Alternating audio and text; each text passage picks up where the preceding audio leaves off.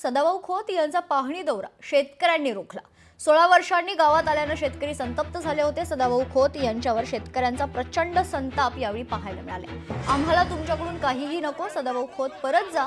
सदाभाऊ खोत यांचा दौरा रद्द करण्यात आला।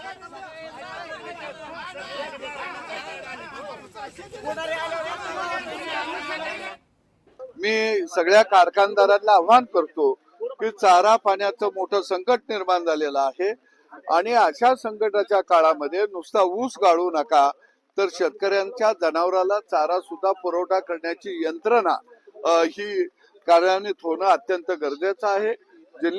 जिल्हाधिकाऱ्यांना मी प्रवासामध्ये त्यांच्याशी बोलणार आहे की चाऱ्याची व्यवस्था आणि पशुखाद्याची व्यवस्था आपल्याला मोठ्या प्रमाणामध्ये तातडीनं करावी लागेल।